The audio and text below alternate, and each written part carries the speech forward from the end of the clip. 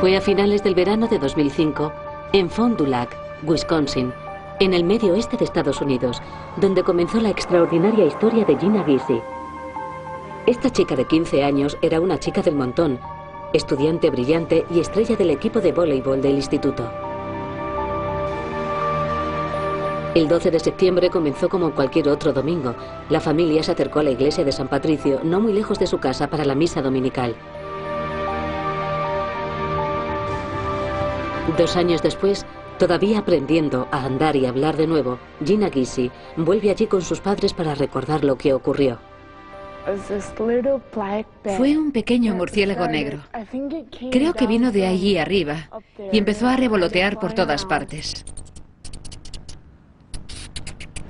Se iba posando en los marcos de las ventanas, pero nunca llegaba a las que estaban abiertas.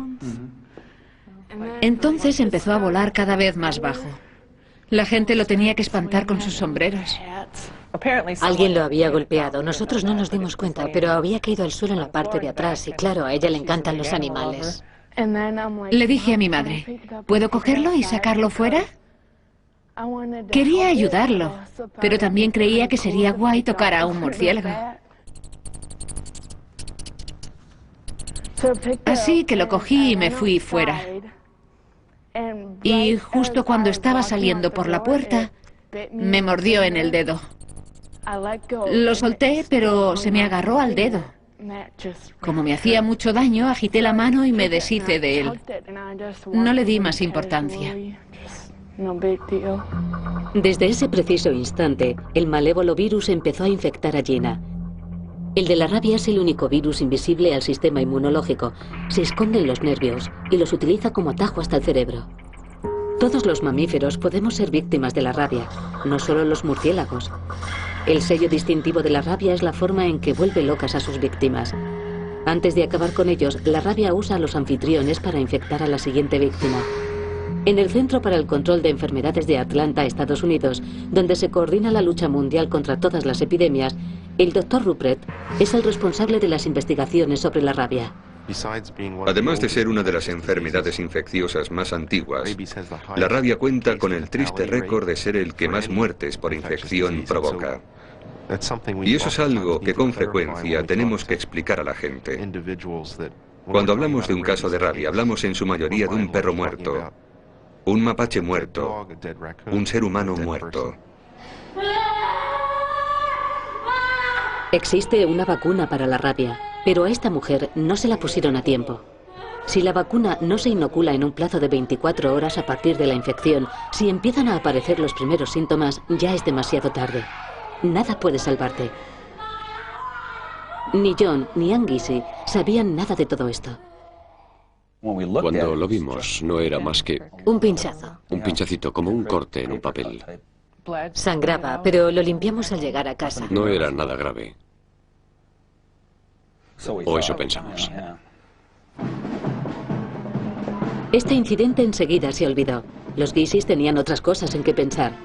Con la llegada del otoño, el pueblo se ve sumido en una fiebre por el fútbol americano. Los partidos de bienvenida inauguran la temporada. Son días de fiestas y bailes.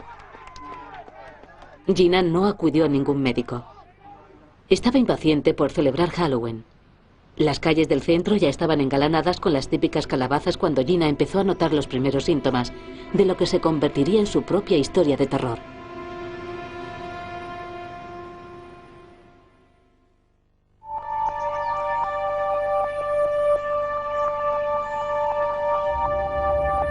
Cuando aquel murciélago mordió a Gina Gisi, esta chica de 15 años nunca sospechó que pudiera tener la rabia. Al cabo de un mes se empezó a encontrar enferma.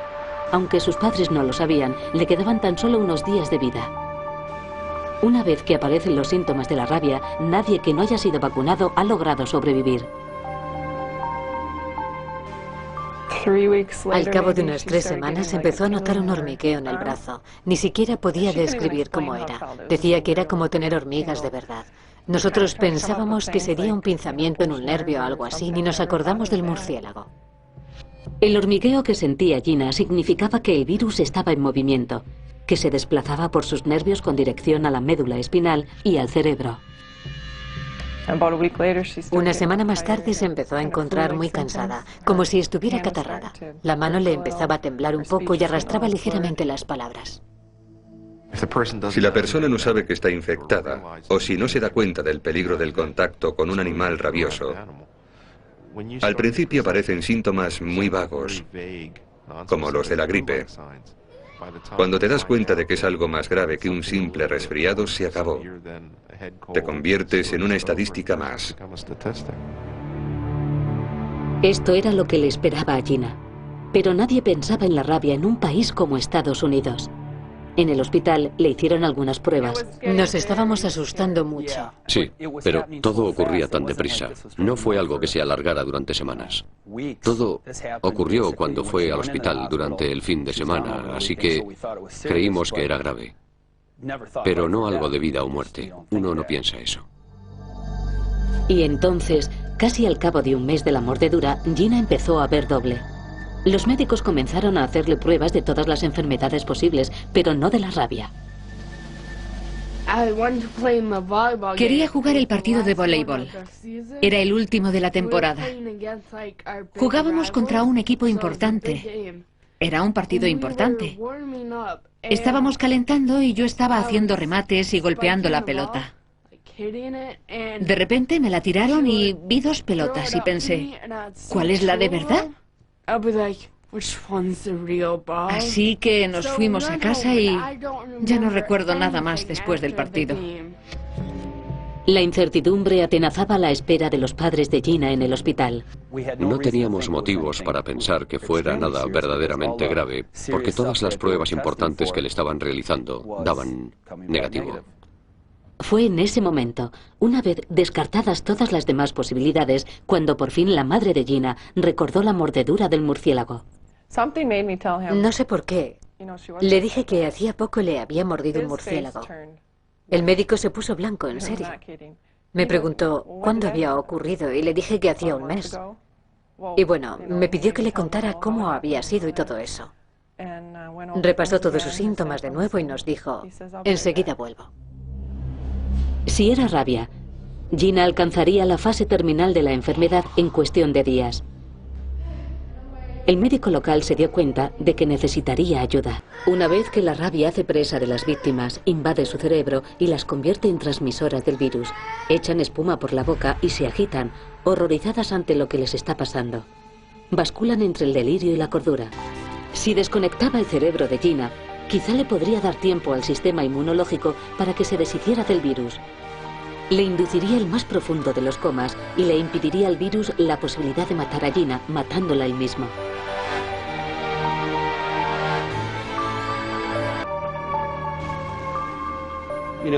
No teníamos ni idea de lo que estábamos haciendo, así que por supuesto nos preocupaba que no funcionara y que fuera a perjudicar a la paciente. Esperábamos algo espectacular, pero no había ninguna reacción. Durante 6 días pensamos en lo que ocurriría, en si aquello iba a ser un desastre, si la paciente moriría o si funcionaría. Fueron 6 días muy largos.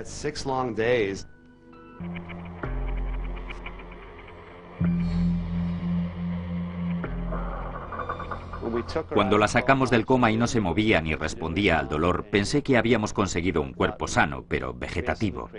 Aquel fue el peor día de mi vida. La rabia te desconecta completamente, y ahora parece que se tardan al menos 2 años en volver a conectarse del todo.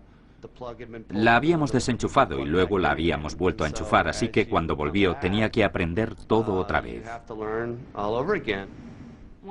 Cuando desperté del coma no podía hablar.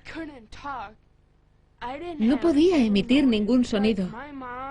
Mi madre y mi amiga me dijeron que cuando me limpiaran los dientes me pondría a gritar, pero tenía la boca abierta y no hacía ningún ruido.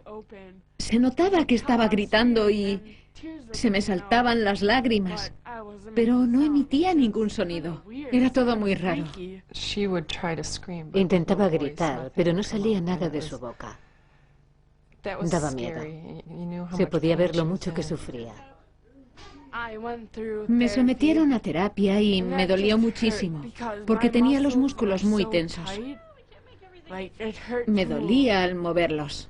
Cuando recuperó el habla fuimos capaces de entender más palabras. La comunicación fue un gran paso. El hecho de que pudiéramos preguntar y responder ayudó mucho.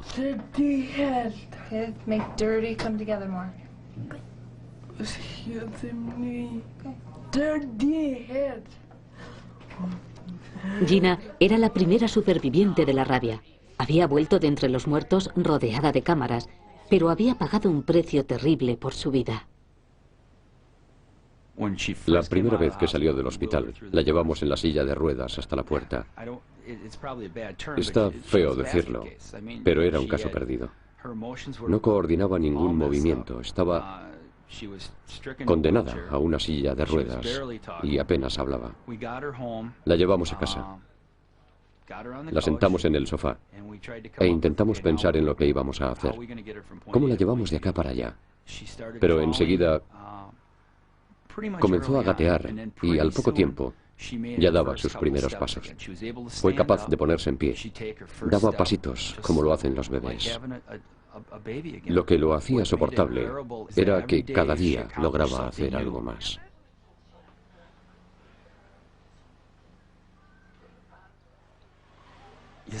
Sonríes. La miras cuando está haciendo algo, cualquier cosa. Gritarte, tener uno de sus ataques de nervios o golpear a su hermano. Cualquier cosa que esté haciendo te da ganas de sonreír. Eso lo cambia todo. Mientras el mundo de la medicina debate el procedimiento de Willoughby, la chica cuya lucha contra la rabia le había arrebatado la capacidad de andar y hablar ha superado una importante prueba de coordinación física. Aprender a andar y a hablar y hacer prácticamente todo lo que necesito en la vida supone un gran paso. Pero creo que la gente que me pregunta, ¿estás conduciendo? Y les digo que sí, aún se quedan asombrados. No se lo creen. Por eso creo que es un paso importante. Me pone un poco triste pensar que estaba preparada para jugar al voleibol profesional. Era algo importante y ahora que no puedo, no sé, me molesta un poco. Pero supongo que es algo con lo que hay que vivir.